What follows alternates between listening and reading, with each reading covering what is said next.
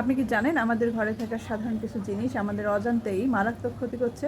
Nonstick কড়াই, waterproof পোশাক, makeup এবং ইলেকট্রনিকের মতো প্রতিদিনের জিনিসে PFAS বা ফরএভার কেমিক্যাল নামের এক ধরনের ক্ষতিকর রাসায়নিক ব্যবহার করা হয়।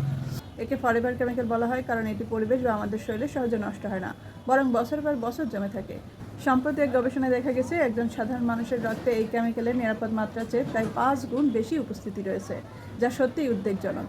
চিকিৎসকদের মতে এই রাসায়নিক শরীরে প্রবেশ করলে থাইরয়েডের সমস্যা, হরমোনের ভারসাম্যহীনতা, বন্ধ্যাত্ব এবং এমনকি কিডনি ও লিভারের মতো মারাত্মক ক্যান্সার হতে পারে।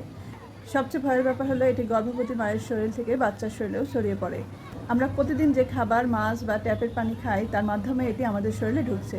এই বিপদ থেকে বাঁচতে হলে আমাদের রান্নাঘরে থাকা স্ক্র্যাচ বা দাগ পড়া ননস্টিক প্যান ফেলে দিয়ে স্টেইনলেস স্টিল বা সিরামিকের পাত্র ব্যবহার করতে হবে।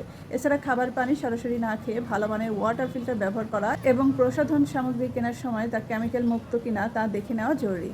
সম্পূর্ণভাবে এড়ানো অসম্ভব হলেও সচেতন হয়ে আমরা এর ক্ষতি অনেকটাই কমিয়ে আনতে পারি।